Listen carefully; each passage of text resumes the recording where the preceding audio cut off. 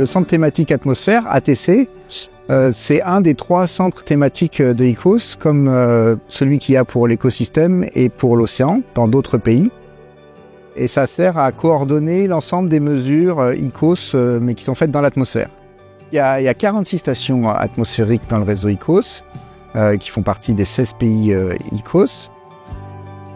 Il faut avoir une bonne couverture géographique en termes de stations, parce que sinon on ne peut pas donner d'informations sur certaines parties d'Europe, puisque la mesure ne couvre pas les territoires avec leurs émissions. Il y a 2 objectifs principaux. Un qui s'attache à traiter les données, depuis les données brutes qui sortent des instruments des stations qu'il y a partout en Europe, jusqu'à des données qui sont utilisables par les utilisateurs, comme les chercheurs par exemple.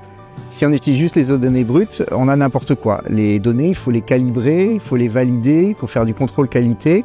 L'autre, deuxième grande mission, c'est une mission plus de métrologie, donc de la mesure, comment on fait la mesure pour qu'elle soit bien faite, et quels instruments on utilise. Et nous, on a un laboratoire de métrologie qui caractérise ces instruments pour s'assurer qu'ils ont la précision requise par ICOS, parce que la valeur ajoutée de ICOS, c'est d'apporter au monde entier des mesures très très précises.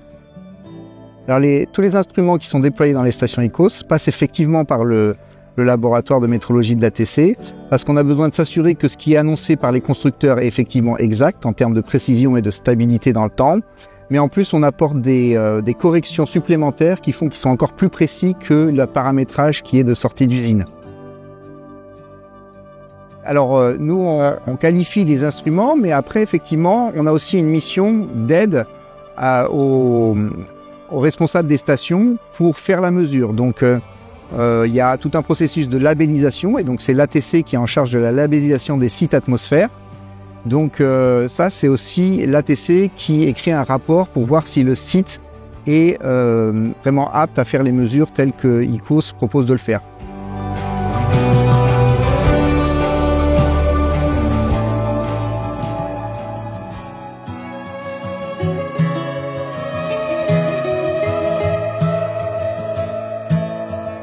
Alors, tous les centres thématiques ICOS envoient leurs données au Carbon Portail ICOS. Et donc, on suit un protocole de transfert de données qui est similaire, de façon à ce que toutes les données soient décrites de la même manière en termes de métadonnées. Et elles sont au même endroit au Carbon Portail, ce qui facilite l'accès des données. Donc, les chercheurs et les utilisateurs ont un seul point à aller pour récupérer toutes les données ICOS. Et il y a une autre partie de l'ATC qui se trouve être basée en Finlande, qu'on appelle le Mobile Lab, à Helsinki. Mais ce Mobile Lab, comme son nom l'indique, c'est un laboratoire mobile qui se trouve être dans un camion, qui sert d'audit pour les stations ICOS. Et donc, il va visiter des stations ICOS, 2 ou 3 par an, et il fait des mesures en parallèle des mesures qui sont faites au site, à l'aide des instruments qu'il y a dans le camion. Et après, il y a une comparaison entre cette mesure indépendante faite par le Mobile Lab, pour voir s'il y a beaucoup de différences ou si c'est à peu près égal, auquel cas ça veut dire que les mesures sont bien faites.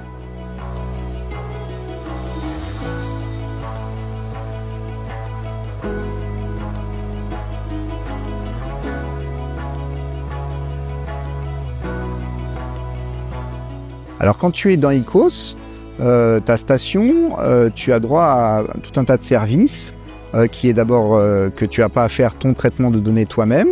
Il est fait par l'ATC de façon centralisée. Tu as accès à tous ces outils de contrôle qualité, de flagging qui sont développés ici mais qui sont mis à la disposition de la communauté. Tu as la hotline pour ce qui est de la mise en œuvre du protocole de la mesure. Tu as du training qui est aussi offert par l'ATC.